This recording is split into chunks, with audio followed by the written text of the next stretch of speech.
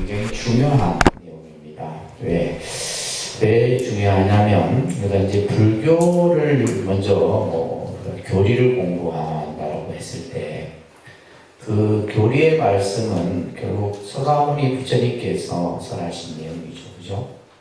그래서 그분의 어떤 삶을 살아온 어떤 그 삶의 모습들을 우리가 좀 객관적인 입장에서, 그래서 제가 첫 시간에도 말씀드렸듯이 때로는 이 생애 속에는 역사적인 사실도 있고, 그죠? 또 중요한 것은 신화적인 내용도 있고, 그다음에 이제 종교적인 그런 이제 내용들이 복합적으로 함께 서해져 있습니다. 왜 그러냐면 이제 우리가 아무래도 이제 위대한 분들의 삶은 조금은 이제 과장적으로도 표현되는 부분들이 있고, 하지만 이제 그런 경전들이나 또 여러 가지 역사적 고전들 이런 걸 통해 갖고 우리가 이제 부처님의 삶을 한번 이렇게 유추를 해볼 수가 있는 거죠. 자, 앞에 했던 내용을 좀 더 우리가 다시 한번 반복해 보면 부처님의 생애를 8그림으로 여러분들 아마 통도사의 토요일날 가시게 되면 이제 통도사 그 염산전이라고 하는 정각이 있는데 그 정각 안에 이제 부처님의 팔상도 그림이 쭉 그래서 원 그림은 박물관에 원체 이제 아주 모물로 지정되어 있으면서 작품성이 굉장히 우수한 그런 이제 그 불화예요. 그러다 보니까 이제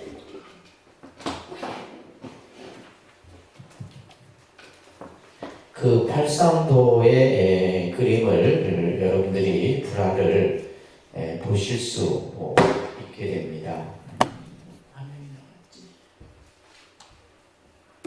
자, 그래서 그 팔상도의 불화에서도 이제 그려지고 있는 8장면이 우리가 다시 한번 반복을 해볼게요. 첫 번째 장면이 도솔레이상이죠, 그죠?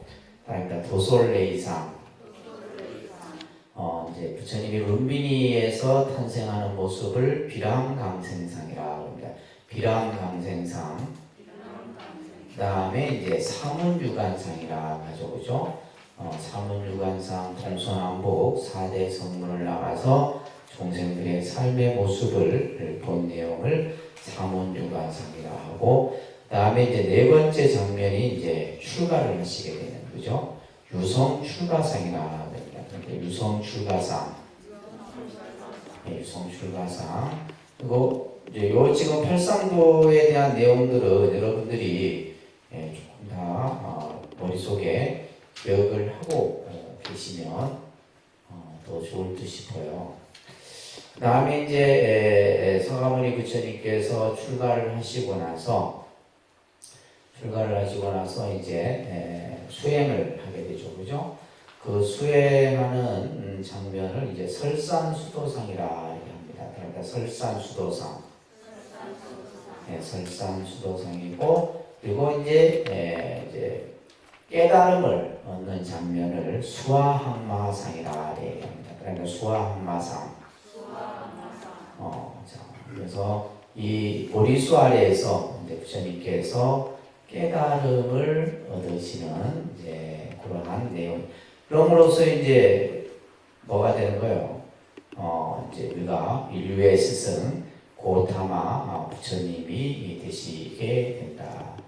그래서 이제 지난 시간에도 보여드렸듯이 이 부다가야 부처님이 성도를 하신 곳이 인도의 부다가야라고 하는 지역인데, 이 부다가야에 가면 이 마하보디 대탑이 이렇게 웅장하게 드러나 있습니다. 그래서 원래 이 탑은 흙 속에 정글 속에 묻혀 있었던 탑인데, 이것이 이슬람 교도들에 의해서 파괴되지 않고 이 탑 원형 그대로 이게 굉장히 탑이 큽니다. 아주 조각들이 섬세하게 조각되어져 있는 모습들을 우리가 볼 수가 있게 됩니다. 자, 이 그 마보디 이 대탑 옆에 이제 이 부처님께서 보리수 아래에서 성도하셨던 이 보리수 나무도 이렇게 이곳에서도 이제 많은 불자들이 이제 부처님의 깨달음의 의미를 되새기면서 수행을. 전체적인 이 보드가야에 있는 대탑의 이 원형 사진이에요. 굉장히 크죠, 그죠? 굉장히 큽니다. 그 주변도 굉장히 넓고, 자, 그래서 우리가 보통 이제 그 룸빈이라든지 보드가야, 이제 오늘 우리 공부하는 이제 노건 정법상이 설해졌던 사르나트, 쿠시나가라. 이것을 이제 우리가 부처님의 4대 성지라고 해요. 4대 성지. 룸비니, 보드가야, 보통 부다가야라고 이렇게 발음을 합니다. 부다가야. 그 다음에 녹야원이라 해서 사르나트 녹야원, 그 다음에 쿠시나가라. 이곳을 이제 우리가 이 불교의 4대 성지로서 설명을 합니다.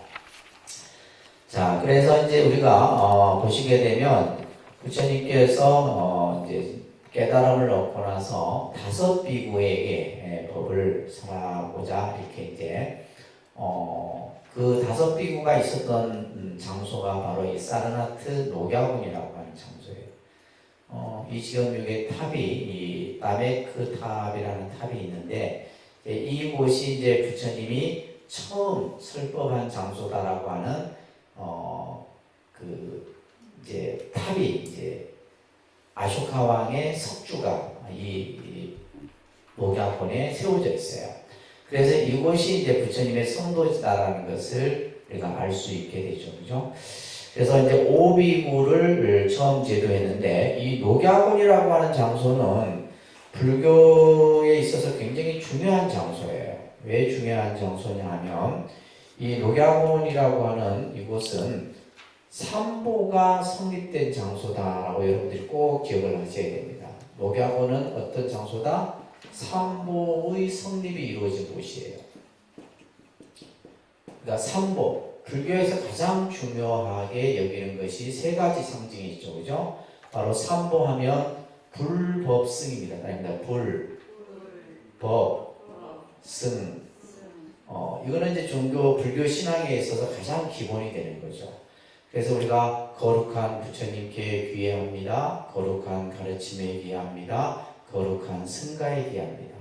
그러니까 이제 서양의 기독교나 이런 데서는 이제 성부, 성자, 성신으로 그죠? 기도합니다라고 그들이 이제 기도하는 것처럼 우리는 뭐요? 거룩한 부처님, 거룩한 가르침에, 거룩한 승가에 귀하는. 그래서 이제 이 삼보가 성립됐다라고 하는 것은 깨달음을 얻으신 그죠? 서가모니 부처님이 탄생하셨잖아요. 그죠? 왕자의 신분에서 이제는 뭐요? 위대한 인류의 스승 서가모니 부처님이 탄생을 하셨고, 그리고 그 5 비구, 5비구라고 하는 이제 비구의 이제 제자들이 이제 부처님께 귀의를 하게 되는 거예요. 그래서 5비구인 승가가 만들어지게 되고 이 5 비구에게 이제 부처님께서 뭐를 설해요? 진리, 가르침을 설하죠. 법을 설한다는 거예요. 그래서 이 최초로 이 녹야원이라고 하는 이 장소가 이제 아주 불교에 있어서 중요한 장소다라고 여러분들이 꼭 기억을 하시기 바랍니다. 자, 이곳에서 이제 부처님께서는 5 비구에게 중도의 설법을 비롯해서 그가 이제 앞으로 공부해야 될 연기예법, 연기법이라든지 또 사성제 가르침, 그 다음에 8정도 수행법 이런 것들에 대한 가르침들을 쭉 설합니다. 이런 설법을 우리가 흔히 이제 근본설법이라고 해요. 무슨 설법이요? 근본설법. 그러니까 불교 교설의 가장 핵심이에요. 그러니까 요 지금 제가 말씀드렸던 중도나 연기나 사성제나 삼법인이나 이 교리가 앞으로 이제 어마어마하게 이제 시대가 변하면서 교리가 발달이 되게 되는 겁니다. 그래서 실제 이제 불교의 교설은 아주 간단 명료한데 그것이 이제 시대가 이제 발전되면서 그 교설에 다양한 의미와 뜻이 이제 첨부되게 돼요. 그래서 뭐 예를 들면 공사상이 나오게 되고, 그죠? 중간사상, 유식, 화엄, 천태, 법화, 열반 이런 다양한 불교의 아주 심오한 사상과 철학적 개념들이 형성이 되게 되는 겁니다. 자, 부처님께서 말씀하셨던 중도의 가르침을 한번 우리가 교재에서 한번 보도록 하겠습니다. 수행자들은 이 구절 같이 속인해서 함께 합니다. 수행자들은 양극단을 버려야 한다. 하나는 욕망에 탐착하는 것이고 또 하나는 스스로 고행에 열중하는 것이니 속인해서 같이 하세요. 이것은 어리석은 일이다. 두 가지 극단을 버리고 중도의 교리를 깨달으면 마음의 평화와 진리의 체험과 열반을 성취하리라. 그래서 우리가 이제 이 중도의 가르침은 불교 사상의 핵심입니다. 중도 사상이라고 해요. 그래서 불교의 사상이 뭐냐라고 했을 때 우리는 뭐 공사상, 반야, 천태 여러 이제 부처님의 말씀하신 경전을 근거로 해서 사상들이 나오지만은 그 핵심은 바로 뭐다? 중도다. 어느 한쪽에 치우치는 것이 아니죠. 그래서 중도는 이쪽 저쪽의 중간의 개념이 아닙니다. 양극단을 다 여인 것을 중도라고 해요. 그래서 이제 중도를 깨우치는 것, 이게 바로 이제 불교에서의 깨달음이라 얘기를 하는 겁니다. 중도를 깨닫는 것은 뭐냐? 연기다. 연기는 곧 중도다. 이런 이제 교리적 개념들이 설명이 되어지는 겁니다. 자, 그리고 나서 이제 부처님이 오비구를 제도한 후에 누구와 또 만남을 갖게 되냐면 야사라는 청년을 만나게 돼요. 야사. 이 야사의 귀가 또 불교 교단에 미치는 영향이 큽니다. 이 야사는 어떤 청년이었냐면 출가하기 전에는 아주 방탕한 생활을 하고 있었던 청년이었어요. 그러면서 늘 이제 부모는 굉장히 부자, 성 안에서 가장 큰 부자 재력가였죠.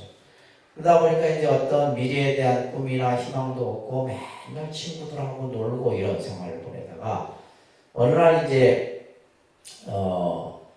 길가에서 나무 아래에서 수행하고 있는 고타마 붓다를 만나게 되죠. 서가모니 부처님을 만나게 돼요. 그 만나게 된 계기가 뭐냐면 그 전날 친구들과 집에서 파티를 벌입니다. 파티를 벌여갖고 막 이제 여자들하고 이제 파티를 벌이고 그러던 중에 그 이제 여자 친구 중에 하나가 이제 집안에 폐물, 아주 귀한 폐물을 들고 도망을 가버린 거예요. 그래서 아침에 눈을 떠보니까 이제 막 집안이 엉망진창이죠. 그래서 이제 그 훔쳐간 물건을 이제 찾기 위해서 여자를 쫓아가다가 길에 이제 나무 아래에서 수행하고 있던 부처님을 만나죠. 그때는 이제 야사는 부처님인지 몰랐어요. 그러면서 혹시 이 길로 어떤 여자 하나가 도망을 뛰어가지 않았느냐 이렇게 물어요. 그러자 부처님께서 이 야사라는 청년에게 잃어버린 재물을 찾는 것과 너 자신을 찾는 것 어느 것이 더 중요하냐. 그러면서 이제 야사가 얘기를 했겠죠. 자기의 자초지종 얘기를 하자 부처님이 이런 딱 짧은 몇 마디를 합니다. 이때 야사가 뭐예요? 뭔가 머리가 그냥 번쩍 깨는 느낌을 받는 거죠. 그러면 어찌하여 제 마음을 찾을 수 있겠습니까? 라고 하면서 이제 부처님이 야사에게 법을 설하죠. 법을 설함을 듣고는 야사는 뭐예요? 마음속에 갇혔던 아주 뭐 구름 같은 그 어두운 마음들이 사라지면서 그 자리에서 부처님께 귀의를 합니다. 그 대목이 이제 우리 교재에 실려 있는 야사가 부처님의 설법을 듣고 찬탄하는 내용이에요. 나중에 여러분들 이제 좀 더 공부를 하시면서 제가 설명을 드리는 내용이지만은 종교의 가장 핵심은 어떤 종교든지 마찬가지입니다. 우리가 예를 들면 종교에 있어서 가장 중요한 것이 뭐예요? 기도입니다. 이거는 뭐 어떤 뭐 종교든지 그죠? 이슬람교가 됐든 카톨릭이 됐든 뭐 기독교가 됐든 불교가 됐든 종교의 가장 제일 핵심은 뭐라고요? 기도입니다. 기도. 기도가 종교의 생명이에요. 생명인데 이 기도의 90%의 내용이 뭐냐 하면 찬양이고 기독교에서는 찬양이라는 거죠. 그죠? 신을 찬양하라고 합니다. 불교는 뭐라 하냐면 찬탄이라고 합니다. 불교는 뭐라 한다고요? 쓰여지는 용어가 조금씩은 달라요. 불교는 찬탄이라는 말을 써요. 그래서 실제 우리가 예를 들면 여러분들이 가지고 있는 이 신행집에서 우리가 기도를 할 때 내용의 90%가 뭐냐면 찬탄의 내용이에요. 뭘 찬탄하냐? 부처님의 공덕을 찬탄하고 이런 내용들이 주를 이루고 있는 겁니다. 그래서 우리가 기독교 신앙에서는 찬양, 찬탄 이건 어떤 겁니까? 내 마음의 이런 어떤 기도를 통해서 어떠한 종교적 신앙들이 형성이 되냐면 우리가 예를 들면 찬송을 하고 오죠. 우리 절에 오는 사람들이 막 소리내서 기도를 해요. 그 자체가 바로 뭐냐면 우리의 마음속에 어두웠던 마음들이 전부 바뀝니다. 그래서 이 찬양과 찬탄으로 생기는 마음이 어떤 마음이냐면 환희예요. 환희. 그래서 예를 들면 여러분들 기도를 하고 나면 뭐예요? 굉장히 기분이 좋아요. 그렇습니다. 기도를 하고 나면 기분이 좋다 이 말이에요. 그게 뭐 어떤 이유가 아니라 내 스스로 뭐예요? 부처님의 공덕을 찬탄하고 내 마음속에 어두웠던 마음들을 이러한 어떤 기도라는 행위를 통해서 내 마음이 뭘로 바뀌어요? 환희로운 마음으로 바뀌어요. 그러니까 예를 들면 이제 우리가 마음이 항상 내가 환희롭고 기쁨은 뭐예요? 어두웠던 일들은 다 없어져 버린다. 그런 개념이 우리가 기도를 통해서 무엇을 이루는 개념으로 설명을 하는 겁니다. 그래서 여기서도 지금 이제 야사가 찬탄을 하게 되는데 이게 아주 그러면 우리가 어떻게 찬탄을 하느냐? 그죠? 어떻게 우리가 부처님을 찬탄하고 어떻게 신을 찬탄하느냐? 자, 제일 먼저 찬탄이라고 하는 것은 우리가 좀 쉽게 얘기하면 칭찬이에요. 그러니까 중생의 입장에서 부처님을 칭찬하기는 좀 그렇잖아요. 그러니까 뭐 하는 거예요? 찬탄을 하는 거죠. 그러면 무엇을 가지고 찬탄해요? 그분이 가지고 있는 위대한 덕, 위대한 힘, 그런 내용을 가지고 찬탄을 하는 겁니다. 그래서 실제 이제 그래서 우리 불자들은 왜 기도를 못하냐면 이 훈련이 안 돼 있어요. 우리는 기도 못합니다. 여러분들 법당에 가서 뭐 기도한다고 폼잡고 앉아있는데 아니에요. 내 마음속에 부처님의 공덕을 찬탄하고 근데 기독교인들은 이걸 잘한단 말이에요. 기독교인들은 굉장히 잘합니다. 그들은 왜 잘해요? 자기들이 믿는 신을 그들은 충분히 알고 있기 때문에 내가 믿는 신이 어떤 신인지를 알고 있기 때문에 그 믿음 속에서 뭐가 나와요? 찬양이 나오는 거예요. 그러니까 이게 이제 도가 넘어치니까 뭐예요? 그냥 박수 치고 울고 불고 하는 거예요. 우리가 봤을 때는 좀 광신적이죠. 광신적인데 실제 광신적으로 됩니다. 그게 이제 어떻게 보면 이제 집단 어떤 그런 그 모습에서도 그게 같이 어우러져서 나는 별 마음이 없는데 앉아있다가 보면 주위에 사람들이 막 울고불고 하면 나도 그 동조가 돼요. 그게 종교가 이거는 굉장히 집단성이에요. 자, 그래서 우리가 이제 이 기도라는 게 찬탄하는 그 찬탄문의 내용이 가장 전형이에요. 자, 한번 같이 소리내서 같이 한번 읽어보겠습니다. 위대하셔라 부처님이시여 세존이시여 넘어진 자를 일으키신과 같이 덮인 것을 나타내신과 같이 헤매는 자에게 길을 보이신과 같이 또 어둠 속에서 등불을 가지고 와서 눈 있는 자는 보라 하신과 같이 부처님께서는 온갖 방편으로 법을 밝히셨나이다. 부처님이시여 저는 이제 지금부터 목숨을 마칠 때까지 거룩한 부처님께 귀하옵고 부처님 법에 귀하오며 불제자 승가에 귀하오니 거두어 주소서. 이 찬탄 경문이 여러 가지 의미가 담겨 있어요. 그 중에서 가장 핵심이 뭐냐면 불법성 삼보에 내가 귀하겠다는 거예요. 그래서 부처님 당시 때는 어떻게 출가를 했냐면 삼보에 귀하는 것만으로도 출가가 이루어졌던 거예요. 초기 일승단에서는 지금과 같이 우리 현재 조계종처럼 몇 달을 몇 개월을 막 수행하고 이게 아니에요. 그냥 내가 부처님 앞에 가서 이 삼기만 하는 순간 이미 불제자가 되는 거예요. 자, 우리가 지금 앞에서 몇 구절 읽어봤듯이 자, 부처님을 어떻게 표현하고 있어요? 본인 마음속에서 가지고 있던 최고의 어떤 존경심을 표현하는 구절입니다. 그래서 예를 들면 그들이 이제 기도할 때 서양 종교 같은 경우는 하늘에 계신 우리 아버지 하나님 이 세상을 창조하시고 이러면서 그들이 이제 흔히 기도할 때 쓰는 문구들이에요.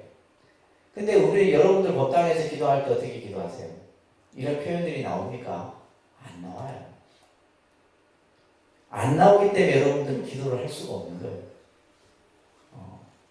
그래서 사실 이런 것부터 우리가 사실 배워야 돼요. 이런 것부터. 그래서 여기서 보시면 부처님을 크게 받들잖아요. 위대하신 분이라고 이렇게 표현하면서 부처님께서는 넘어진 자를 일으키시고 또 빈 것을 나타내시고 헤매는 자에게 길을 보이시고 어둠 속에서 또한 등불을 가지고 와서 여기서 중요한 말은 눈 있는 자는 알아요.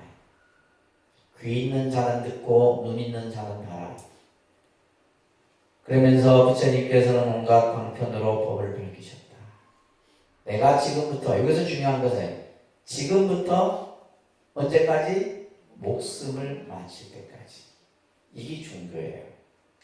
종교는 내 모든 것을 바치는 거예요. 이거는 기독교 신앙이든 이슬람교도 똑같아요.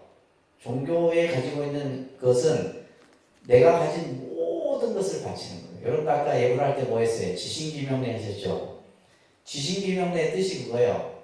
내가 지극한 마음으로 내 모든 목숨을 당신께 바치오니 이런 뜻이에요. 실제로 안 바치잖아요. 그죠? 말로만 한다면. 근데 그렇기 때문에 우리가 흔히 이제 그 요즘 유럽이라든지 서양에서 이슬람 교도들하고 기독교하고의 갈등, IS라든지 그죠? 이들이 애국심으로 하는 게 아닙니다. 자살 폭탄 메고 뛰어들잖아요. 그죠? 애국심이 아닙니다. 뭐예요? 종교심이에요. 자기는 그렇게 함으로써 뭘 하세요? 순교라. 그래서 종교에서 무서운 것이 순교입니다. 순교. 내가 예를 들면 내가 믿는 신을 위해서 내 목숨은 그냥 버릴 수 있다는 거예요. 그래서 사실은 이제 우리가 무서운 것이 종교입니다.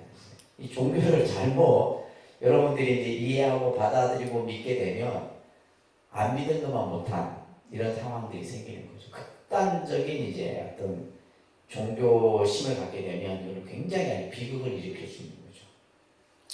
전형적인 것이 이제 사이비 종교심 같은 경우가 극단적인 사고로 사람들을 끌고 가는 거죠. 그래서 여기 보시게 되면 그래서 불교에서도 그런 내용들이 어마어마하게 많죠. 내 모든 것을 다 바쳐서 부처님께 귀해하고 이런 내용들. 그래서 야사가 3기를 하면서 이제 부처님께 귀를 해요. 야사는 이미 이제 부처님의 제자가 된 거예요. 마음의 문이 환하게 열려요. 그러면서 야사가 부처님이시여 저희 집으로 모시겠습니다. 그래서 야사의 집으로 이제 부처님을 모시고 가요. 집에 들어서서 아버지 어머니가 지금 이제 문 앞에 다 서 있는데 자기 아들이 예전의 아들이 아닌 거예요. 이미 뭐예요? 얼굴이 바뀌어 있는 거죠. 표정이 바뀌어 있고. 근데 그 옆에는 누가 있어요? 거룩한 모습을 하신 부처님이. 그러면서 야사가 아버지 어머니에게 이분은 저를 깨우치게 해주신 서가모니 부처님이십니다. 그러니까 그때 이제 이 야사의 아버지 어머니가 부처님께 귀의를 하죠. 이게 이제 여러분들 꼭 기억해야 될 것이 바로 뭐예요? 최초의 남자 신도, 여성 신도가 되는 거예요. 불교 교단에 아시겠죠? 그것을 오바세 오바이라 그래요. 사람들 오바세 오바이. 오바세 오바이. 우리가 보통 이제 불교에서는 청신사, 청신녀 이렇게 이제 표현하는데 실질적으로는 이제 오바세 오바이라는 용어를 그래서 우리가 예를 들면 이제 스님들은 비구 비구니 이렇게 표칭을 하잖아요. 표칭을 하고 이제 우리가 남자 신도를 오바세 오바이 이렇게 하는 겁니다. 그래서 우리가 이제 불교의 승단이라고 하는 것은 출가와 재가로 이루어져 있어요. 출가의 집단이 있고 재가의 집단이 있어요. 그래서 출가는 이제 아까 금방 얘기했듯이 비구니가 형성이 되게 되죠. 그죠? 비구니. 따라합니다. 비구니. 이거는 상식. 불교, 우리, 이거는 머리로서 뭐 이해하고 하는 게 아니에요. 그냥 무조건 그냥 외우셔야 돼요. 그 다음에 이제 제가는 뭐요? 우바세, 우바이. 그죠? 우바세, 우바이. 그래서 이 네 집단을 우리는 이제 뭐라 그래요? 사부대중이라 얘기합니다. 무슨 대중? 사부대중. 이게 이제 대승불교에 와서는 불교에서의 어떤 승가를 사부대중 개념으로서 이렇게 설명을 하는 겁니다. 그래서 이제 이 야사의 아버지 어머니가 최초의 남자 신도가 되고 여성 신도가 되는 거예요. 자, 이제 막 그 성 안이 난리가 난 거예요. 야사라고 하는 이 청년이 부처님께 귀의를 하고 아버지 어머니가 부처님께 귀의를 했다는 얘기가 아주 삽시간에 소문이 퍼져. 그래서 야사가 함께 늘 같이 했던 친구 50여 명이 같이 출가를 해버립니다. 같이 출가를 해요. 출가를 하고 이들에게 부처님께서는 세상을 어떻게 살아야 하고 어떤 삶이 행복한 삶이고 우리 마음의 욕심을 어떻게 버려야 하며 이런 여러 가지 설법들을 하시게 돼요. 그리고 나서 이제 이 오비구와 야사를 비롯한 50여인의 야사 친구들을 함께 하면서 이제 부처님께서는 본격적인 어떤 길로 들어서요? 전도의 길로 들어서게 됩니다. 불교가 이제 전도의 길로 들어서는 정도인데, 자, 여기에서 우리가 이제 또 여러분들 꼭 잘 알아둬야 될 개념이 뭐냐면, 전도라는 말은 우리가 불교에서는 잘 안 쓰죠. 불교에서는 포교라는 말을 쓰고 잘 안 써요. 근데 이 전도라는 용어 자체가 불교 용어입니다. 불교 용어예요. 그러니까 불교 용어가 뭐 따로 불교 용어 뭐 이게 있는 게 아니고, 이제 예를 들면 경전상에, 그러니까 불교에서 어떤 경전에서 어떤 용어들이 먼저 사용이 되고, 그죠? 그런 용어들이 이제 따라서 이제 뭐 전형적인 뭐 반야라든지 뭐 이런 것들은 이제 불교 용어죠. 뭐 바라미지라든지 이건 다 인도의 범어에서 이제 사용되어졌던 용어들이니까. 자, 보시면 우리가 이제 지금 이 전도라는 한자를 쓰면 이렇게 씁니다. 전할 전자에 길도자 있어. 그러면 우리가 지금 불교에서 이제 쓰고 있는 포교, 이 포자는 넓을 포자예요. 가르침을 널리 편다 이런 뜻이에요. 포교한다. 예를 들면 또 이제 우리가 그 기독교에서 흔히 쓰는 선교라는 말이 있어요. 그죠? 선교. 선교라는 말은 맞아요. 그들의 개념에서 봤을 때는 맞다 이 말이에요. 하나님의 가르침을 어떻게 해요? 이게 선자가 펼선자거든. 널리 펴는 거예요. 그러니까 포교나 선교나 같은 의미예요. 근데 전도는, 이 도는 뭐냐면, 이 도가 중요한 의미예요. 이 도는 뭐예요? 진리예요. 이치고. 쉽게 얘기해서 왜 기독교에서 전도라는 말이 안 맞냐 하면 그들이 전하고자 하는 것은 뭐예요? 하나님의 말씀이에요. 그 말씀은 하나님의 가르침인 거지 세상의 이치가 아니에요. 또 우리가 말하는 이 우주의 진리를 얘기하는 것이 아닙니다. 하나님의 말씀 자체를 펴는 거죠. 그래서 이제 우리가 불교 경전에는 실제 이제 이 전도라는 용어가 나옵니다. 근데 이것을 우리가 안 쓰다 보니까 용어도 어떻게 해요? 먼저 선점하는 사람이 자기끼리 되는 거예요. 요즘 사회는 그랬죠, 그죠? 그래서 우리가 보면 불교에서 여러분들 장로라는 말은 불교 용어예요. 장로. 경전에 보면 장로, 수고리, 장로, 사리불. 장로는 뭐냐면 나이가 많고 덕이 있는 사람을 장로라고 해요. 근데 이 용어도 지금 우리는 써요, 못 써요? 못 써요. 안 써. 안 쓴다 이 말이에요. 안 쓰고 그냥 기독교에서 이제 우리가 이제 기독교에서 신도들 층을 나눌 때 장로는 뭐예요? 가장 신앙생활을 오래 하고 또 나이도 있고 또 뭔가 그 교단의 역할을 한 사람들을 뭐라요? 장로. 장로급 정도 되면 교회 안에서는 세력이 막강하죠. 근데 이런 것들이 많습니다. 이런 개념, 용어들이 종교마다 이게 충돌을 하고 하는데 정확하게 이제 그 개념들을 우리가 잘 몰라서 그래요. 자, 그래서 부처님께서는 최초로 전도선을 내요. 근데 성서에도 보면 예수 그리스도가 12사도들에게 하는 전도 그 선언이 있어요. 하나님의 말씀을 널리 펴라고 하는. 그래서 이제 기독교도 이런 비슷한 내용이 있고 불교도 이 전도 선언이 있습니다. 자, 이 중요한 내용입니다. 이게 이제 여러분들 공부에 있어서 아주 중요한 개념이에요. 불교라는 종교가 도대체 무엇을 전하고자 하느냐라고 하는 그 핵심이 여기에 다 담겨 있어요. 자, 같이 소리내서 이 구절들을 외우셔야 됩니다. 근데 교인들은 잘 외우던데 성경 구절들 이런 것들. 우리 불자들은 외우기 싫은가 봐. 머릿속에 그냥 그죠? 그래도 좀 잘 기억을 해두세요. 자, 같이 한번 소리내서 같이 합니다. 수행자들아, 나는 신과 인간들의 온갖 속박으로부터 자유롭게 되었다. 그대들도 신과 인간들의 온갖 속박으로부터 자유롭게 되었다. 수행자들아, 자 이제 전도 포교의 길을 떠나가라. 많은 사람들의 이익을 위하여, 행복과 안락을 위하여 세상을 불쌍히 여기고 사람들과 신들의 이익과 행복과 안락을 위하여 떠나가라. 두 사람이 한 길로 가지 마라. 수행자들아, 처음도 좋고 중간도 끝도 좋다. 뜻에 맞고 조리 있는 말과 표현으로 법을 잘 나타내는 부족한 법을 살아라. 또 원망 부족하고 청정한 행동을 보여주어라. 수행자들아, 나도 또한 법을 살기 위하여 오르벨라 장군촌으로 가리라. 이게 유명한 전도선언입니다. 자, 여기에서 이제 몇 가지 중요한 의미들이 서려지고 있는데, 첫 번째 구절이 나는 신과 인간들의 온갖 속박으로부터 자유롭게 되었다. 이거 말은 뭐예요? 나는 이미 해탈을 완성했다 이런 얘기예요.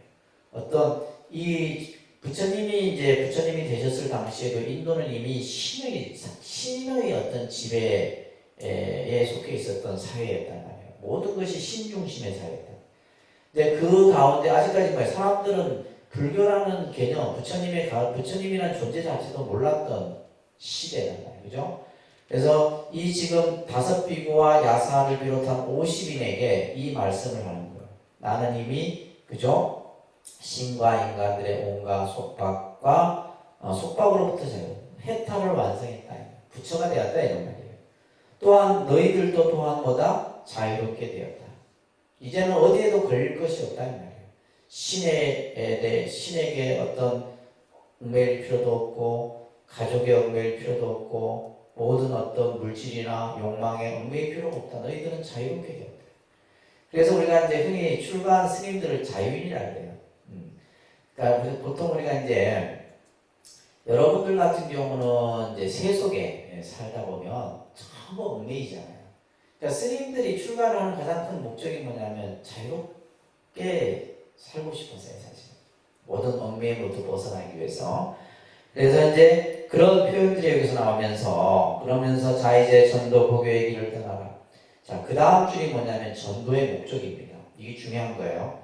그 다음 줄이 무슨 내용이라고요? 전도의 목적이에요. 부처님 법을 전하는 목적, 독림선언이 존재하는 목적이 여기에 있다 이 말이에요. 이 목적, 여러분들이 법을 배우는 목적도 여기에 있는 거예요. 불교를 공부하는 목적도 여기에 있는 겁니다. 아이고 내가 좀 불교를 좀 알려고 공부하는데 이거는 안 돼요. 내가 공부하는 목적이 여기에 있어요. 여기 목적이 뭐예요? 많은 사람들의 이익과 행복과 안락을 위해. 이게 불교의 목적이에요.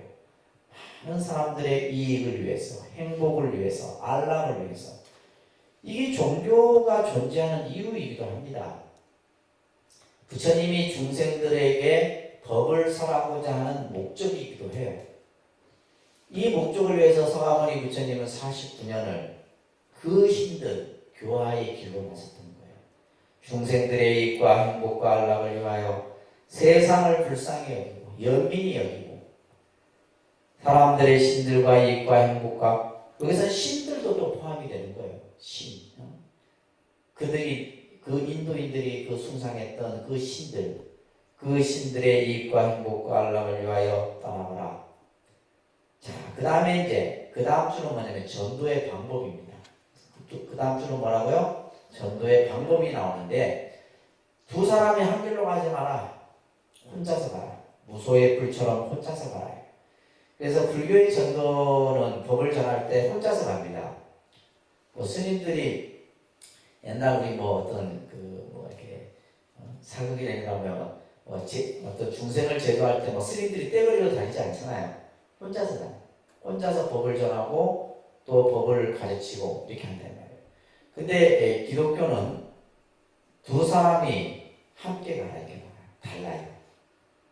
기독교의 성서에는 그래서 그들 보면 선교사들 보면 항상 둘이 같이 다녀요. 아니면 떼거리로 다녀요. 혼자서 안 다닙니다. 이게 기독교하고 불교의 차이점이에요. 자, 두 사람이 한 길로 가지 말고 그 다음에는 뭐예요? 여기서 이제 전도의 방법 중에 우리가 전도를 하는 수단은 어떤 거예요? 결국 말로서 표현해야 되는 거죠. 말로서. 자, 여기서부터 우리가 이제 불자들이 안 되는 거예요. 여러분들이 이제 가족을 포교를 하고 전도를 시키고 내 주변의 친구를 전도시키고 할 수 없는 이유 중에 하나가 첫째는 불교를 아예 몰라서 못하는 거고 두 번째는 알고 있어도 이게 뭐예요? 표현 능력이 부족해. 근데 여러분들 혹시 주위에 기독교 뭐 친구들 이 사람은 만나면 뭐예요? 뭘 해? 하나님 얘기밖에 안 해요. 성경 얘기밖에 안 해. 예를 들면 뭐 마태복음, 누가복음, 요한서에서 그래 처음부터 끝까지 하나님 성경 구절에서 성경 구절로 끝나요. 그만큼 우리는 지금 이게 어떻게 보면 이제 불교 공부한다고 여러분이 앉아 계시지만 사실 이런 식의 공부해갖고는 안 돼요. 무조건 쓰고 읽고 외우고 암기하고 해요. 그래서 자기 것이 되는 거예요. 그래서 그 사람들 같은 경우는 어마어마하게 진짜 사법고시보다 더 공부합니다. 외우고 그 한 구절이라도 막 하나님 말씀 외우려고 하고 한다 이 말이에요. 그러다 보니까 그 사람들은 뭐냐면 이제 표현을 잘하는 거죠. 또 그 훈련을 익혀요. 여러분들 보면 이제 요즘에 이제 미디어 시대이기 때문에 뭐 라디오든 TV든 보면 종교 편성 채널들이 있죠, 그죠? 보면 기독교 방송이나 이렇게 카톨릭도 보면 좀 신부님들이 톤 자체가 딱 잠자기 좋은 톤이에요. 신부님들 톤들에. 그래도 그분들은 논리정연해요. 논리가 있어요. 그리고 실제 신학대학 같은 경우에서는 스피치를 배워요. 근데 스님들 교육에는 저희 동국대학교도 그렇고 스님들 스피치 교육이 없어요. 근데 이 스피치 같은 경우는 진짜 훈련을 통해서 익혀지거든요. 그래서 예를 들면 이제 어떠한 주제를 가지고 설법을 한다 했을 때 그 설법의 서론, 본론, 결론이 정확하게 갖춰져야 돼요. 그 훈련들을 이제 신부님들도 하고 목사님들도 합니다. 신학대학에서. 그래서 말 제일 잘하는 성직자가 누구예요? 목사님이에요. 말 잘합니다. 근데 우리 스님들 그 불교팀 한번 봐보세요. 여기 앉아갖고 처음부터 또 끝까지 똑같은 톤에 똑같은 표정에 내용. 그러니까 뭐예요? 사람들에게 오해하지 않는 거예요. 근데 목사님도 설교하는 거 봐보세요. 막 손, 막 표정, 막 그냥 액션부터 달라요. 이게 다른 겁니다. 그래서 여기서도 지금 부처님께서도 말씀하고 있는 것처럼 처음도 좋고 중간도 좋고 끝도 좋다 이 말이에요. 뭐 처음부터 그냥 서론, 본론, 결론 쭉 연결해서 하면 가장 좋지만은 처음도 좋고 중간도 좋고 끝도 좋다. 뜻에 맞아야죠. 뜻에 이치에 맞고 그 다음에 중요한 건 조리가 있어야 된다 이 말이에요. 말에 있어서 기승전결이 있어야 된다. 예를 들면 우리 불자님들이 이렇습니다. 절에 가서 절을 하는데 왜 절합니까? 물으면 여러분들 뭐라 대답해요? 야, 절하면 그냥 좋으니까, 복 받고 좋으니까 절하는 이런 식의 대답이에요, 우리는. 쉽게 얘기해서 밑도 끝도 없는 대답이죠. 그러다 보니까 누가 듣는 사람이 누가 뭐야, 내가 절하고 싶다는 마음이 생기겠어, 안 생기겠어? 안 생깁니다. 안 생기는 거예요. 그래서 우리가 조리 있는 말과 표현으로서 부처님 법을 잘 나타내지를 못해. 그러니까 여러분들이 다른 사람에게 전도를 할 수 있다 없다? 못하는 겁니다. 그래서 아무리 머릿속에 내가 불교를 많이 알고 있어도 안 돼요. 이거는 연습을 통해서 가는 겁니다. 연습. 그래서 표현 있게 표정, 말투, 그죠? 또 리액션 이런 것들이 복합적으로 다 연결이 돼갖고 표현을 해야 되는 거예요. 자, 이거는 못한다 쳐. 그 다음에 또 방법이 나와요. 그러면서 원만 부족하고 청정한 행동을 보여줘라. 자, 말이 안 될 때는 뭘로 해야 돼요? 행동으로 보여야 되잖아요. 근데 우리들은 뭐예요? 말도 안 돼, 행동도 안 돼, 다 안 돼. 그러니까 전도가 돼요, 안 돼요? 안 되는 겁니다. 여러분들 가족을 전도할 수가 없어요. 근데 기독교인들은 뭐냐면 말도 돼, 행동도 돼. 그렇잖아요. 그 사람들은 수요 예배, 금요 예배, 일요 예배, 특히 일요일 날은 예배 가는 거 자기 목숨보다 중요하게 여깁니다. 그게 행동이에요. 그리고 밥 먹기 전에 뭐예요? 주기도문은 항상 합니다. 우리 불자들은 30년 다녀도 안 해요. 하는 사람 없습니다. 이게 우리 모습이에요. 불자들의 모습. 제가 너무 적나라하게 얘기하죠. 근데 제가 이제 이런 교육을 통해서 이런 우리가 부족한 부분들을 불자들이 바꿔나가야 돼요. 예를 들면 우리가 이제 독립선언에서 공양하죠. 공양할 때 합정하고 공양하는 건 없습니다. 그냥 밥하다가 그냥 숟가락이 입에 먼저 들어가. 여러분은 절대 그러시면 안 돼요. 집에서도 마찬가지입니다. 내가 여러분들 지금 불교를 공부하시는 분들이잖아요. 집에서 식사를 하기 전에, 공양을 하기 전에 가면서 아빠 왜 그래? 왜 처음에는 다 의아하겠죠. 지금 뭐 해? 말하면 이 밥이 여기에 오기까지에 얼마나 많은 사람들의 수고로움이 있습니다. 그죠? 그래서 우리가 보통 쌀미자의 의미가 뭐냐면 쌀 한 톨이 내 입에 들어오기까지 88사람의 손을 거친다는 뜻이 담겨 있어요. 그 모든 분들에게 감사하는 마음으로 감사. 그러면 그 자체가 뭐예요? 교육이에요. 자식들한테는. 그러면서 자연스럽게 뭐예요? 그런 것들을 익혀가는 거죠. 그리고 예를 들면 절에 맨날 다닌다 해서 짜증만 내고 화만 내고 이래갖고 되겠어요? 누가 절에 가겠어? 나라도 절에 안 간다. 절에 다니는 우리 엄마가 뭐예요? 바뀌어야 된다 이 말이에요. 절에 다니면서 바뀌어야 돼요. 말투, 표정. 그러니까 예를 들면 제일 큰 그게, 그러니까 내가 예를 들면 불교에 대해서 몰라도 절에 다니면서 내가 바뀌는 거예요. 성격도 바뀌고 태도도 바뀌고 그죠? 마인드도 바뀌고. 그러면 주위에 뭐 남편이 됐든 아내가 됐든 누가 됐든 간에 야, 저 사람이 절에 다니더니 바뀌었다. 야, 도대체 불교가 뭘까? 관심을 갖게 되는 거예요. 근데 어떻게 해요? 절에 다녀도 오히려 똑같으면 다행인데 더 못돼지는 경우들이 있어요. 그럼 여러분들이 절에 다니면서 더 못된 행동을 하게 되면 자식들은 절대 불교 안 믿습니다. 불교나 종교 자체를 절에 가면 뭐하냐 이렇게 절에 가면 뭐하냐. 그죠? 우리가 한 사람을 전도한다는 것은 굉장히 힘든 거예요. 그래서 마지막 이제 방법이 원만하고 청정한 행동을 보여줘. 행동으로서 보여주는 거예요.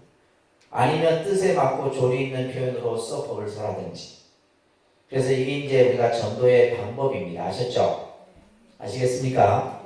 이게 중요한 거예요. 아주 이건 스님들에게도 어마어마하게 중요한 내용이에요. 이 공부는. 그래서 이게 최초의 전도 선언이라고 보시면 됩니다. 자, 그리고 나서 부처님께서는 이제 중생을 제도하기 위해서 이제 교화의 길로 나서게 됩니다. 그래서 우리가 이제 49년간 부처님께서는 많은 중생들을 만납니다. 전부 어디에서 만나요? 길 위에서 만나죠. 길 위에서 만나서 힘들고 고통스러워하는 중생들을 제도합니다. 자, 여기 보시게 되면 당시 이 마가다국이라고 하는 나라에 가섭 삼형제라는 이제 이 형제들이 있었는데, 이 가섭 삼형제는 어떤 인물이냐 하면 당시에 종교 지도자들이에요. 종교 지도자들인데 배화교를 믿는, 쉽게 말해서 불을 섬기는 종교 집단이었어요. 이들이 이제 부처님께 귀의를 합니다. 그래서 삼형제가 전부. 그래서 이 삼형제를 따르고 있던 제자들이 1000명이에요. 1000명이 다 부처님께 귀의를 해요. 그러니까 이게 이제 막 이 소식이 난리가 난 거예요. 당시 사회의 어떤 종교 지도자로서 굉장히 큰 세력을 가지고 있던 이 가섭 삼형제가 부처님의 제자가 됐다는 사실에 이제 막 그 나라가 발칵 뒤집힌 거예요. 그러면서 이제 불교가 급속도로 퍼지게 되는 계기가 됩니다. 나중에 이 가섭 삼형제 중에 마하가섭, 제일 큰 형이 부처님의 법을 잇는 상수제자가 돼요. 상수제자가 됩니다. 그 다음에 이제 또 불교가 부처님의 법이 널리 퍼지게 됐던 가장 큰 또 요인 중에 하나가, 당시는 전제군주 시대예요. 왕이 모든 권한을 가지고 있던 시대입니다. 근데 지금 이제 이 빈비사라 왕을 비롯해서 파사이 왕이라든지 여러 왕들이 불교에 귀의를 하게 돼요. 이게 엄청난 겁니다. 여러분들이 생각하는 상상 이상이에요. 그러니까 우리가 예를 들면 고려시대 때가 우리나라가 국교가 뭐였어요? 불교였죠, 그죠? 우리 역사에서 태조 왕건이 고려를 건국하면서 훈요 10조에 이제 건국의 어떤 정신이 훈요 10조에 담고 있는데, 그 훈요 10조에 보면 모든 백성은 불교를 숭상해야 된다. 불교라는 종교를 그래서 국교가 된 겁니다. 그 다음에 통일신라도 마찬가지고. 그러다 보니까 뭐요? 온 나라가 다 불교가 되버린 거죠. 그래서 왕이 이제 빈비사라 왕이 이제 귀의를 하게 되는데, 빈비사라 왕은 그 태자 때 한번 만났던 인연이 있었다고 그랬어요, 그죠? 그러면서 시다타 태자에게 만약 태자가 붓다가 되시면, 부처님이 되시면 나를 제도해 주십시오. 이렇게 해서 이 빈비사라 왕을 만나서 빈비사라 왕이 부처님께 절을 바칩니다. 그 절이 불교에 있어서 최초의 절이, 이거 외우셔야 됩니다. 중림정사라고 하는 절이에요. 무슨 절요? 중림정사라고. 이 사진이 이제 중림정사입니다. 인도에 가면 이 중림정사 라지기르라고 하는 곳에 이제 그냥 대나무 숲만 이렇게 경전이 있어요. 이 중림정사의 전경입니다. 그냥 뭐 공원 같은 느낌이에요. 이것이 이제 최초의 사원인 중림정사가 이 빈비사라 왕에 의해서 이루어지게 됩니다. 그리고 이제 우리나라도 보면 그죠? 우리 대한민국이 건국을 하고 나서는 종교는 자유죠. 종교의 자유가 있고 어떤 종교를 딱 정해놓지는 않았어요. 그렇지만은 이승만 대통령 이후로 쭉 보면 역대 대통령들이 종교가 뭐 기독교도 있고, 이명박 대통령 같은 경우는 아주 독실한 기독교고, 그죠? 기독교 뭐 장로고 뭐 이렇게, 또 뭐 노태우 대통령 같은 경우는 뭐 불교 성향이고, 그 다음에 이제 노무현 전 대통령 같은 경우는 좀 불교 성향. 그러니까 불교는 뭐 내가 불교다 이렇게 하지 않습니다. 참 특이해요, 그죠? 그래서 노무현 전 대통령 같은 경우는 합천에 가면 해인사가 있죠, 그죠? 해인사에 보면 그 대적광전이라는 정각이 있는데, 그걸 새로 중건 중수할 때 그 대통령이 시주를 해서 그 정각을, 그래서 아마 그 노무현 대통령이 대통령 재임 기간에 제일 많이 갔던 절이 해인사였어요. 그리고 뭐 노태우 대통령 같은 경우는 뭐 803 그 대구를 하는데 시주를 하고 뭐 그래. 그 다음에 이제 뭐 그 이후에 이제 지금 김대중 대통령이나 지금 대통령 같은 경우는 카톨릭 신자들. 근데 이게 엄청 무서운 겁니다, 사실은.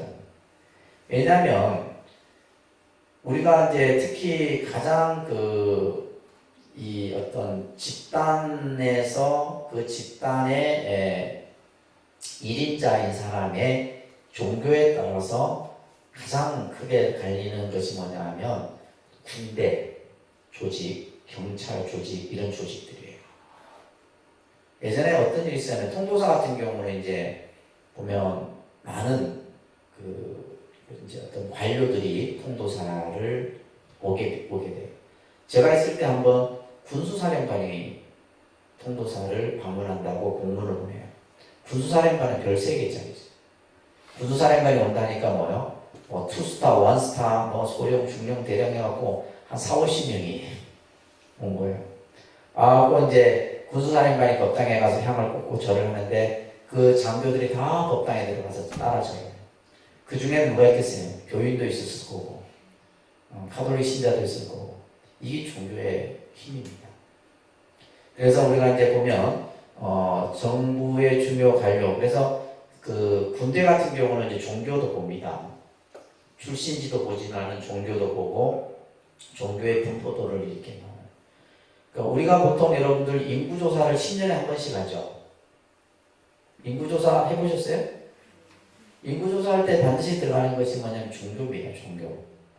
그러니까 인구조사를 통해서 정부가 어떠한 정책을 만들어요. 어떤 주택 정책이든 뭐든 여러 가지. 그 중에 하나가 종교 정책이 들어가요. 그래서 종교 분포도를 검사를 합니다. 예를 들면 불교 신자가 많으냐, 기독교 신자가 많으냐, 카톨릭 신자가 많으냐 이렇게 해갖고 아니면 무교가 많으냐. 그래서 예를 들면 불교가 많으면 어떻게 해요? 불교 정책을 좀 더 위에 두겠죠. 그럴 수밖에 없습니다. 특히 이제 예를 들면 우리 이제 거사님들은 아시겠지만은 군대에 보면 종교관이 다 있어요. 사찰도 있고 교회도 있고. 그러면 그 사이즈가 어떻게 결정되냐면 병사들이 사찰에 많이 가면 사찰 법당이 커요.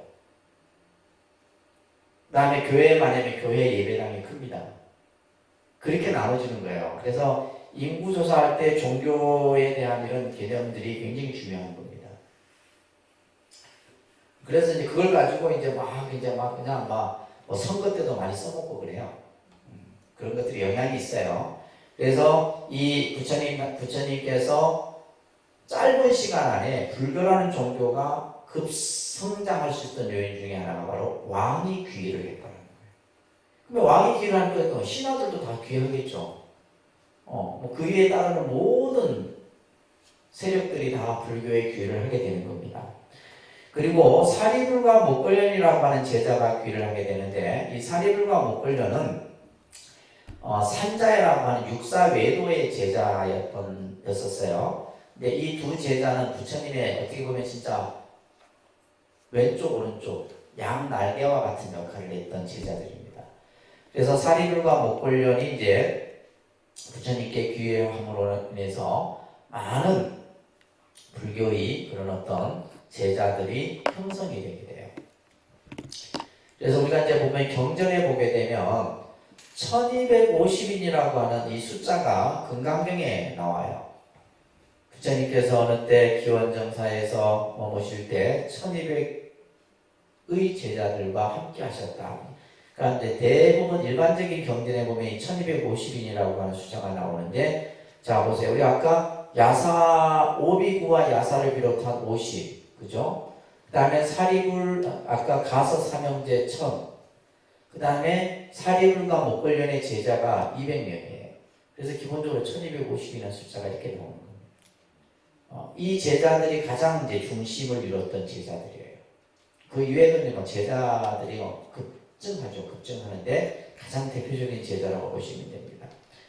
그리고 이제 또 부처님께서는 당시 인도의 가장 큰 나라가 사이국이라는 나라가 있었고, 아까 얘기했던 마가다국의 왕사성, 사이국은 사일성, 이렇게 두 나라가 가장 거대한 양국이었는데, 당시 코살라국이라고 하는 이 사일성에 수다타 장자라고 하는 장자가 있었어요. 이 수다타 장자라는 뜻은 뭐냐면 요즘 말로 하면 재벌입니다. 재벌.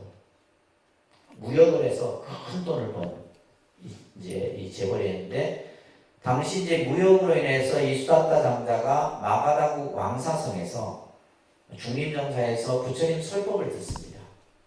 설법을 들어요. 많은 사람들이 보는 거예요.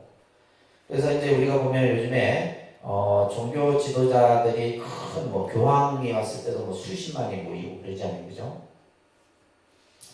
보면 이제 그 미국의 티베트 망명 지도자인 달라이라마가 법회를 하게 되면 미국의 뭐 센트럴 파크 같은데 그 넓은데 꽉 찹니다.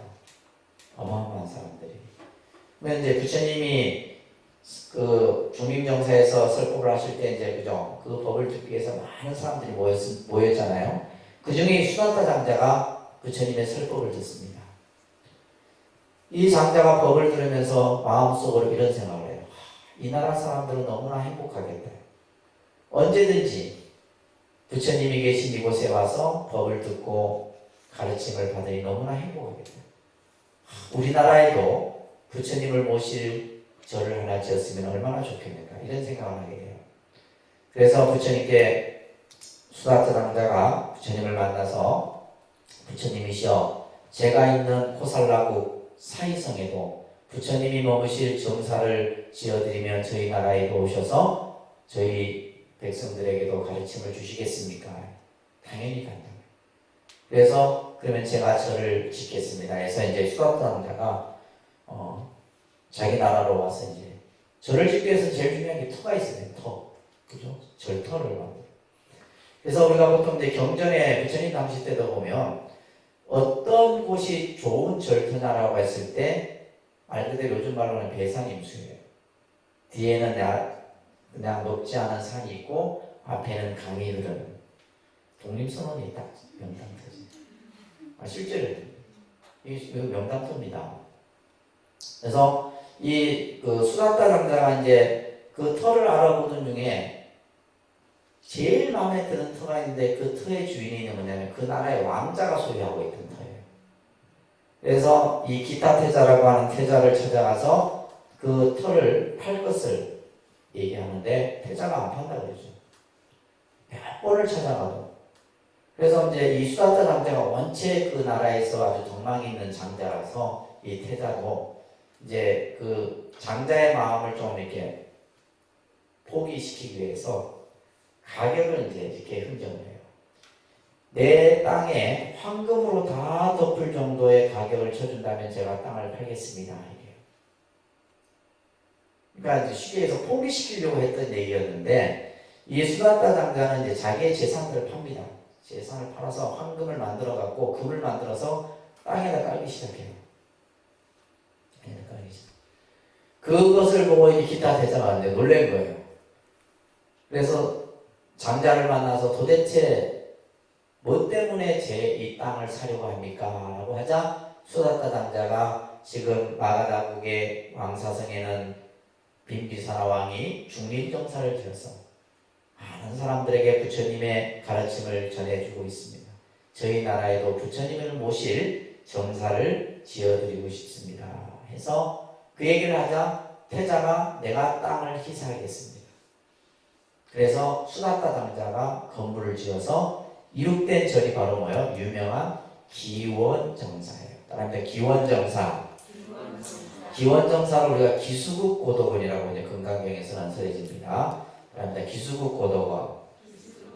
이 스라바스티라고 하는 건 사위성을 스라바스티라고 하고 이 지금 이 곳이 이제 금강경이 설해졌던 곳이에요. 아주 유명한 장소죠, 그죠? 근데 이렇게 지금 보면 이렇게 벽돌 터만 남아 있어요.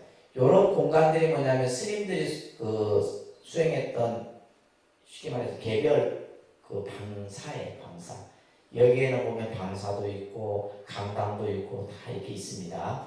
그런 이제 근데 아직도 지금 이제 이 유적을 개발 중이에요. 내가 볼 땐 100년이 지나서 다 못할 것 같아. 왜? 사하고 꼬갱이 가지고 개발하는데 언제 하고 있어, 저거. 이 정도 해보도 이제. 그러니까 이런 것들은 주로 어디냐면 일본이나 대만이나 이런 데서 이제 돈을 투자해갖고 지금 유적을 개발하고 있어요. 그래서 아주 좋습니다. 이 터가. 진짜 좋아요. 가면. 그래서 이 유명한 기원정사를 건립하게 되는 겁니다. 겁니다. 그래서 여러분들이 이제 꼭 기억해야 될 것이 최초의 사원은 뭐다? 중림정사, 그 다음에 기원정사. 그래서 거의 기원정사에서 부처님이 한 26년 정도, 그러니까 49년 중에 26년을 이 기원정사에서 머무시게 돼요. 굉장히 좋은 도량이 이제 만들어지게 된 겁니다. 자, 그러면서 여러분 교재 넘겨보시면 코살라국의 왕 또한 파사이 왕 또한 부처님께 귀의를 하게 됩니다. 빈비사라 왕, 파사이 왕, 그 인도에서 가장 큰 대국들이 부처님께 귀의를 하게 되고, 그러던 중에 사신은 카필라국의 사신으로부터 편지를 받게 되는데, 그 편지의 내용이 뭐냐면 부왕으로부터 한 편지였어요. 아버지 정반왕인 부왕으로부터 이제 임종이 얼마 남지 않았으니 내 마지막 부처님이 아닌 아들의 모습을 보고 싶다, 이런 편지의 내용이었어요. 그래서 부처님이 직접 아버지의 임종을 맞이하기 위해서 카필라국을 갑니다. 근데 그런 내용도 보면 굉장히 드라마틱해요. 그 부처님의 인간다운 면도 느낄 수 있고, 그래서 아버지의 장례를 마지막 이제 하기 위해서 임종을 지켜보기 위해서 카필라국에 가서 도착하자마자 얼마 후에 아버지의 임종을 맞이하고 부처님의 장례를 치러드립니다. 그리고 나서는 이제 이 카필라국에 있던 많은 왕자들이 출가를 합니다. 부처님께 귀의를 해요. 그래서 당시 기록에 보면 7왕자가 출가를 하는데 그 중에 부처님의 아들인 라울라도 포함되어 있어요. 그래서 왕자들과 이제, 근데 교재도 나와 있듯이 카펠라국의 모든 남자들이 다 출가를 하려고 하자 부처님이 이런 계율을 정합니다. 출가를 할 시에는 반드시 뭐다? 부모의 동의, 허락을 받아야 된다. 지금도 그게 적용이 됩니다. 저희들한테도. 그래서 출가를 할 때 반드시 부모 동의를 받았습니까? 다 거짓말로 예 하죠. 누가 동의를 해주겠어요? 해주는 사람 없습니다. 근데 이제 이런 것들이 이제 부처님 당시에 그렇게 제정이 됐던 거예요. 그래서 당시 샤카족의 7왕자, 아나율이라든지 아난이라든지 파사, 발제야, 또 이제 당시 천민이었던 우발이라고 하는 제자들까지도 전부 이제 교단에 포함되게 됩니다. 뿐만이 아니라 이 샤카족의 여인들도 출가를 하려고 하죠. 그래서 당시 부처님을 양육했던 마하파자 파티를 비롯해서 야쇼다라, 부처님의 그죠 결혼 그 공주죠, 그죠? 야쇼다라를 비롯한 500여인이 출가를 합니다. 근데 부처님이 허락을 하지 않아요. 그래서 여성의 출가는 사실 한참 뒤에 이루어집니다. 그래서 처음에는 남자 비구 중심의 교단으로 이루어지다가 나중에 이제 이 여성의 출가는 정말 부처님이 완강히 여성의 출가를 허락하지 않으셨어요. 그 이유들이 있습니다. 이유들이 있어요. 그래서 뭐 부처님이 뭐 남성 우월주의자는 아닙니다. 근데 여성의 몸으로 수행을 하고 한다는 것은 그만큼 어려운 거예요. 예를 들면 어느 정도 어렵냐면요.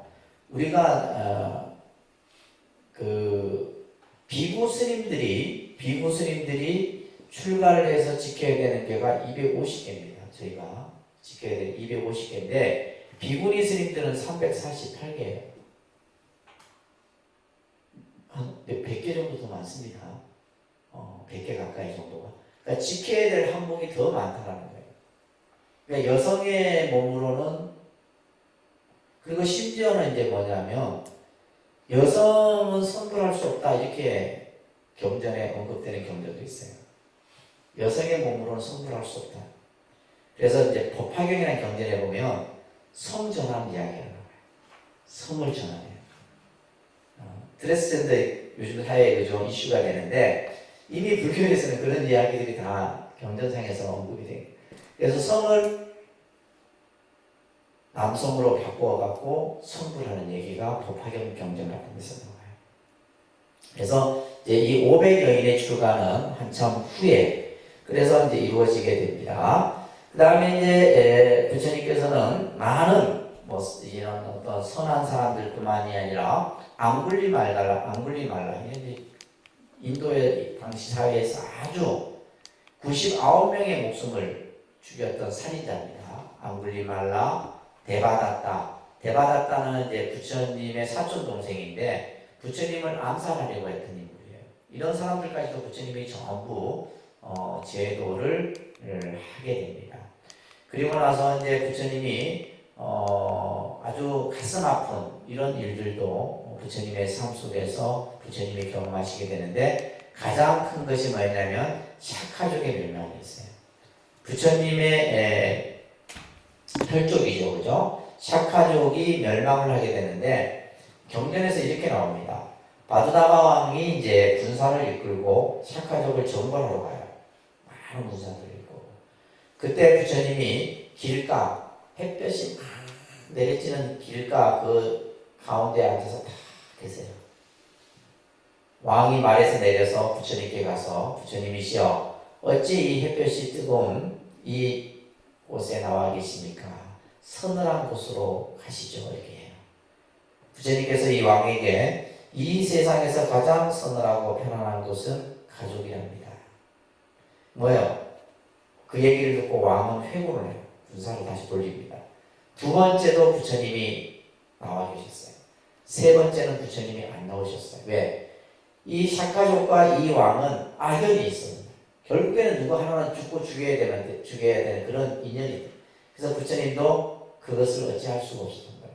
그래서 부처님이 직접 보는 앞에서 샤카족 종족이 전부 몰살을 당합니다. 얼마나 가슴 아프겠어요, 부처님. 근데 예를 들면 우리가 이제 다른 어떤 종교의 어떤 이런 그 성자나 이런 사람 같았으면 그죠? 신통력을 불서하든 구했다 이렇게 나겠죠. 근데 불교는 그런 종교가 아니에요. 그 인연에 순응하는 거예요. 부처님은 그 인연법을 아셨던 거예요. 그래서 이 샤카족이 멸망을 하고 또 이제 그 마가다국의 빈비사라 왕의 아들인 아사세 왕이 또 부처님께 귀의를 합니다. 이러면서 부처님께서는 전 인도 녹야본을 중심으로 해서 그죠? 처음 법을 부리신 이후에 당시 베나레스, 왕사성, 마가다국, 고산라, 사이성, 가필라, 푸시나라. 그래서 근데 실제 이제 우리가 인도가 원체 넓은 면적입니다, 여러분들. 면적은 그러니까 우리가 보통 인도 여행을 가면 버스로 8시간 이동하는 건 가까운 거리예요. 너무 힘들어요. 어떨 때는 막 한 도시에서 한 도시 이동하는데 막 12시간씩 이렇게 걸려요.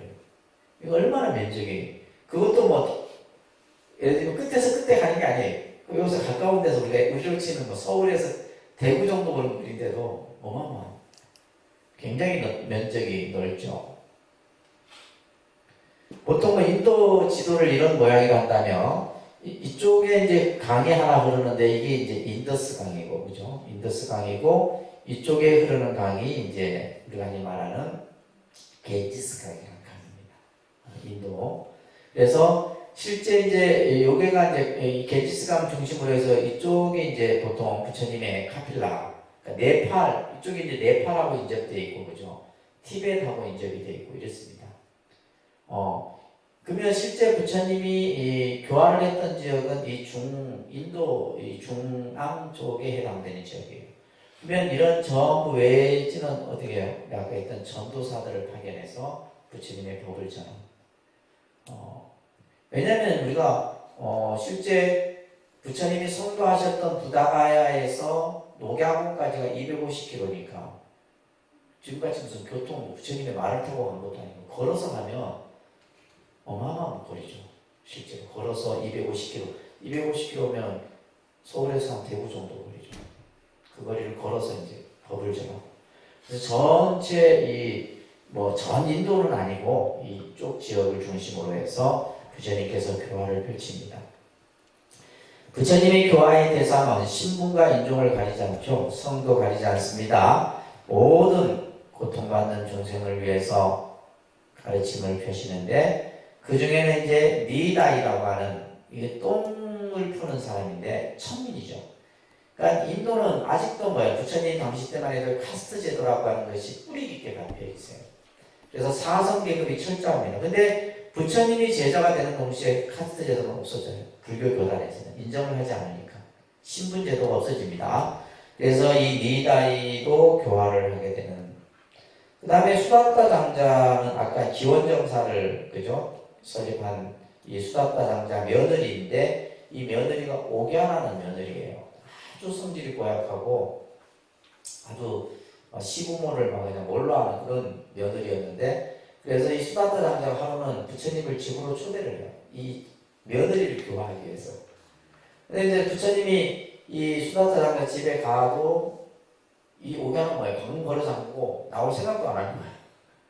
그 정도로 아주 못된. 그래갖고 부처님이 이제 그 며느리 방 앞에 딱 서자 방문을 걸어 잠갔는데도 방이 저절로 쑥. 그리고 이 부처님을 보는 순간에 며느리는 뭐예요? 옥야는 뭐예요? 그 자리에서 부처님께 절을 합니다. 그러면서 부처님이 이제 우리가 이제 사람이 인간관계로서 갖춰야 될 도리, 예를 들면 며느리가 시부모에게 해야 될 도리, 남편에게 해야 될 도리, 아내가 남편에게 해야 될 도리, 자식이 부모에게 해야 될 도리, 이런 도리들을 옥야경이라는 게 있어요. 옥야경. 여러분 인터넷에 한번 검색해 보면 그 기본적인 내용들이 나옵니다. 꼭 보셔야 돼요.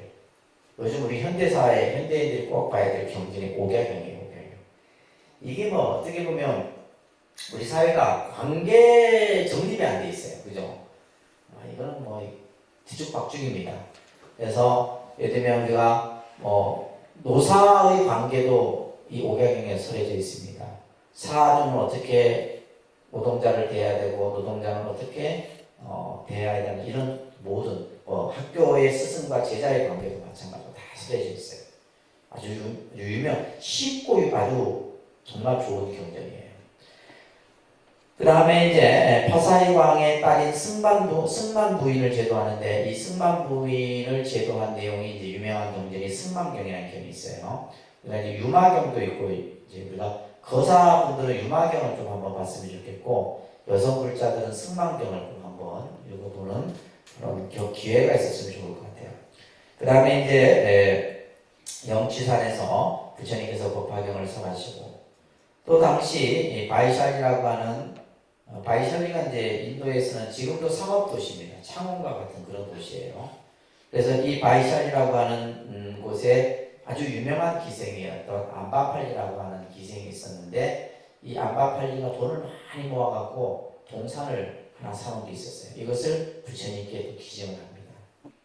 이런 여러 가지의 이야기, 교화에 대한 이야기들이 49년 동안 그것을 다 모아놓은 것이 뭐예요? 팔만대장경이에요.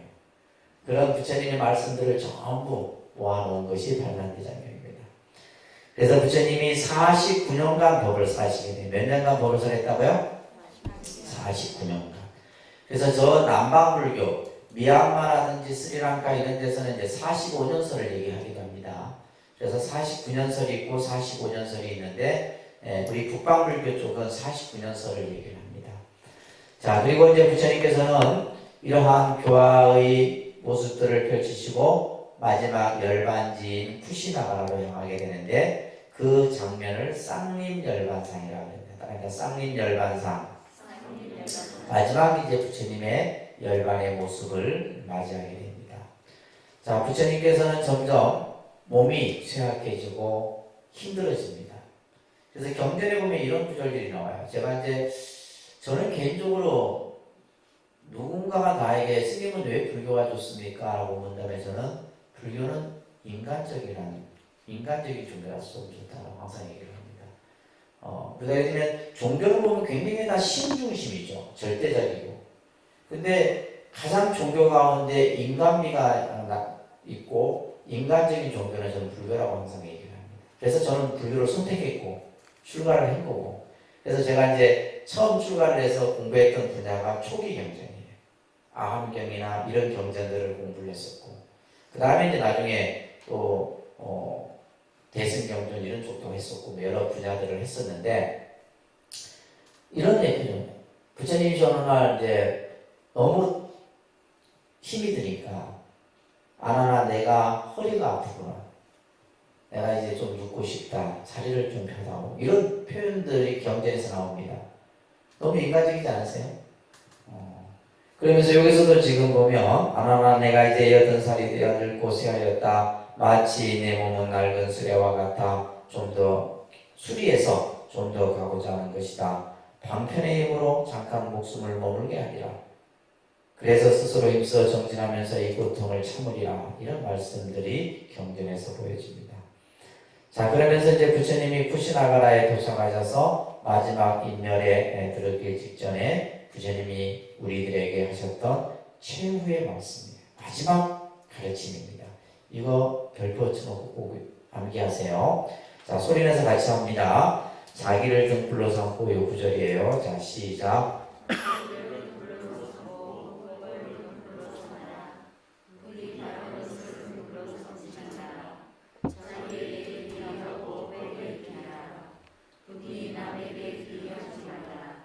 그리고 진리를 위하여 게으르지 말고 정진 노력하라.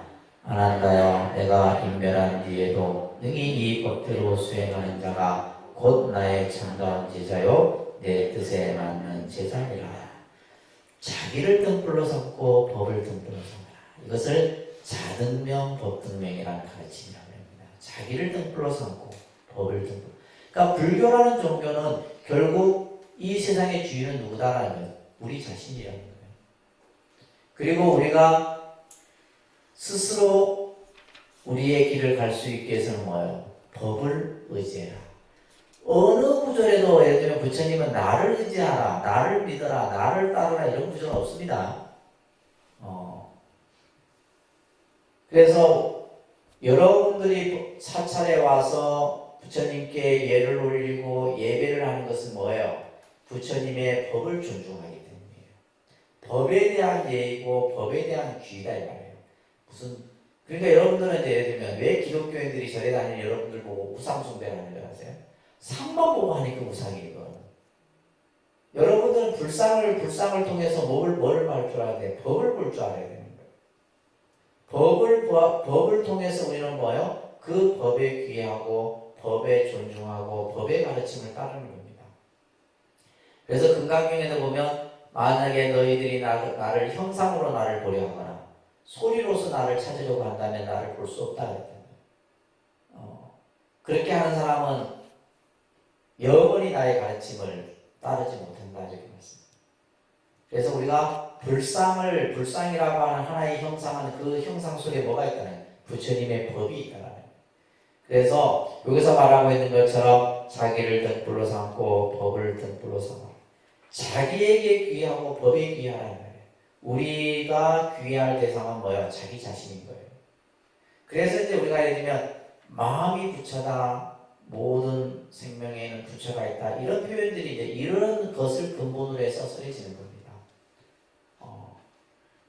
그래서 생명 우리가 첫 시간에 되겠듯이 불교가 가지고 있는 가장 가치가 뭐래서 생명의 존중이라고 했어요. 그죠? 생명 존중, 생명에 대한 가치. 그러니까 이런 가르침이 초지일관 똑같이 그 가르침이 서해지는 거예요. 그래서 자기에게 귀하고 법에 귀하라. 남의 귀하지 말아요. 남에게 의지하지 말고 귀하지 말아요. 그러면서 이제 마지막 구절 진리를 위하여 게으르지 말고 정진 노력해라. 그래서 부처님이 가장 싫어했던 인간 유형은 게으르면 그렇죠. 어떤 것도 이룰 수 없습니다. 그래서 그런지 우리 스님들은 새벽 4시부터 일어나서 해야 돼. 그러니까 스님들의 삶은 늘 부지런한 삶이에요. 새벽부터 그래요. 그래서 부처님이 마지막에 했던 가르침이 불방이 게으르지 말라는 거예요. 그리고 정진하고 노력해라는 거예요. 이게 부처님의 마지막 우리에게 해주신 유언입니다. 아셨죠? 이게 유언이에요. 그래서 항상 게으르지 말고 부지런하고 노력하는. 자, 그러면서 내가 열반에 든 뒤에도 이러한 가르침을 따르는 제자가 나의 진정한 제자다 이 말이에요.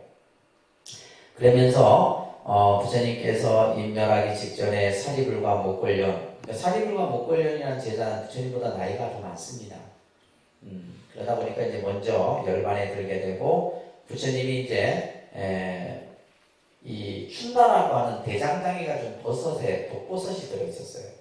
그 공양을 드시고 나서 몸이 더 안 좋아지십니다. 그러면서 이제 마지막 그 쿠시나가라 두 사라쌍수 나무 아래 누우시면서 아라나 너는 나를 위하여 사라쌍수 사이에 놓을 자리를 마련하되 머리는 북쪽으로 얼굴은 서쪽으로 향하게 자리를 깔아라. 자, 그리고 여기서 이제 장례법에 대한 얘기도 합니다. 장례의식은 제가 신부들에게 맡겨. 그러니까 제자들이 너희들이 하지 말아라는 거예요. 여기서의 제가자들은 뭐냐? 왕입니다. 당시 8나라의 왕들이 이 부처님의 장례를 주관하게 돼요. 그리고 화장을 한 후에 탑을 세워 모든 중생들을 이롭게 해라. 그래서 부처님을 우리가 보통 이제 그 열반에 드신 후에 화장을 하고 난 그 유골 자체가 살이에요. 우리가 살이하면 영롱한 구슬을 생각 아닙니다. 그 화장을 하고 난 유골 자체를 살이라고 하는 거예요. 그래서 당시 이제 이 화장을 해서 8등분을 나누어 갖고 각 나라에 탑을 세우게 됩니다. 그래서 마지막 이제 수바타라는 비구를 제도하시고는 부처님이 열반에 드시게 되는데 그때 부처님의 세납이 80이요. 그 열반하신 날은 2월 보름이 되게 되는 겁니다. 자, 여기에서 이제 우리가 중요한 개념이 이제 있는데 열반이라고 하는 용어예요. 열반.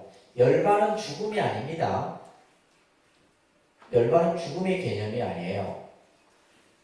그러니까 우리가 예를 들면 이제 기독교 신앙에서는 신의 죽음을 기독교는 인정하지 않죠. 신의 단면을 인정하지 않습니다. 신은 영원하다. 근데 니체는 뭐예요? 신은 죽었다 해서 지가 죽은 거잖아요. 그래서 예를 들면 신에 대한 이 어떤 영원성과 그렇지 못한 것에 대한 신학적인 논쟁들은 끊임없이 이루어져요. 그것을 잠재우는 것이 뭐예요? 부활입니다. 부활. 예수의 부활이에요. 기독교 신앙에서는. 그러니까 부활의 개념에서는 부활을 누가 봤냐? 그걸 어떻게 증명하냐? 무엇으로 그것을 알 수 있냐? 따지면 돼, 안 돼요?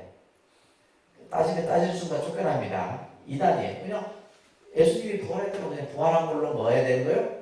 믿는 거예요. 그게 종교예요.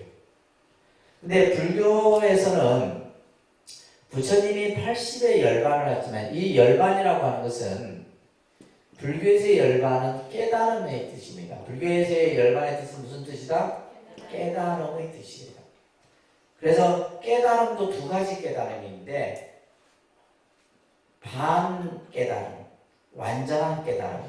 이것을 이제 불교에서는 유여열반 이렇게 표현해요. 교리학적으로. 그다음에 유여열반, 무여열반.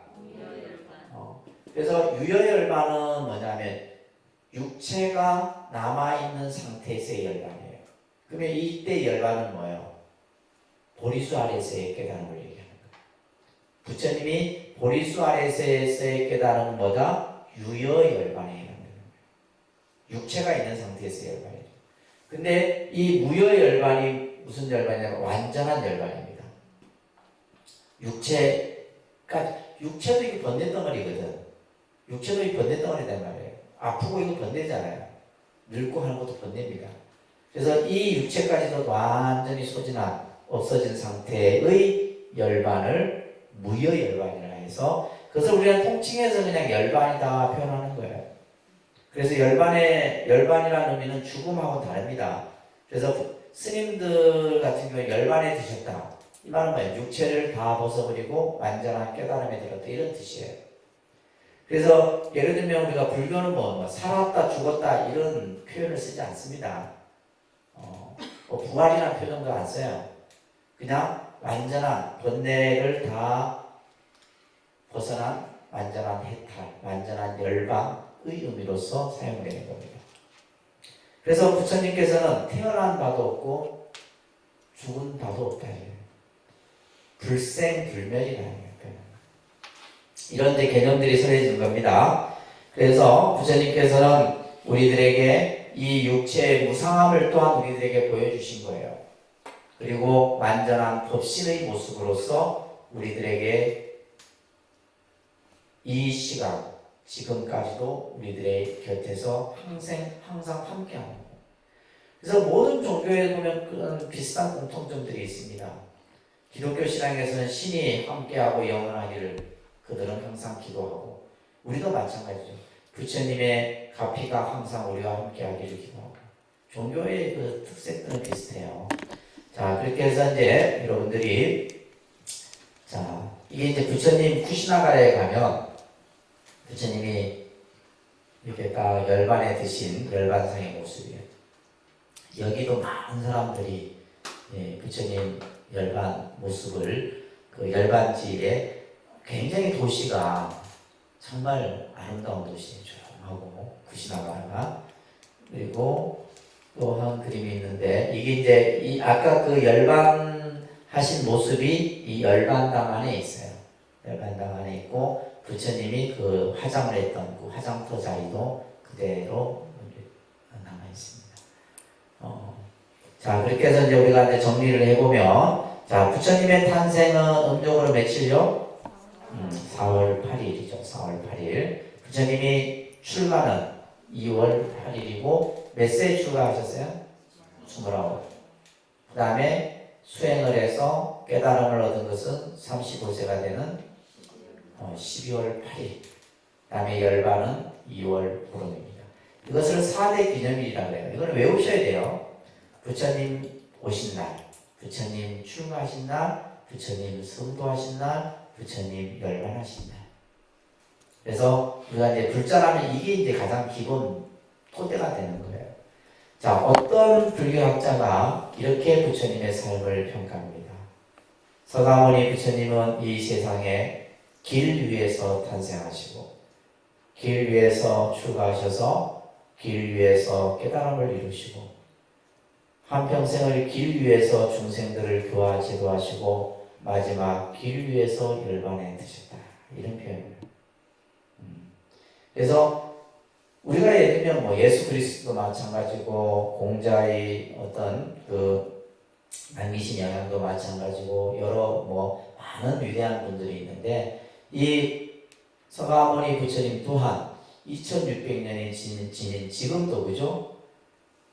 지난 지금도 세계 수많은 사람들이 부처님께 예배경하고 찬탄하고 예배하고 심지어 스님들은 뭐요? 그분의 길을 또한 가고자 출가를 해서 이 길을 가고 있는 거예요. 그 길이 예를 들면 올바른 길이 아니고 잘못된 길이라면 누가 선택하시겠어요? 아무도 선택할 사람이 없겠죠. 그냥 어떻게 보면 잠깐 일어났다 없어지는 사이비 종교 집단처럼 될 거예요. 그러나 2000년 이상 그죠? 지속될 수 있었고 이것이 또 불교는 외래 종교이면서 외부에서 인도에서 발생된 종교지만은 우리나라에 와서 또한 1600년, 1700년 가까이 존재하고 앞으로도 또 수천 년 동안 이 불교의 가르침은 영원할 것이다. 그래서 부처님의 그러한 어떤 삶의 모습을 통해서 우리는 불교를 좀 더 잘 이해하고 앞으로 여러분들이 이제 불교 부처님의 교설에 대해서 계속해서 공부를 하시게 될 겁니다.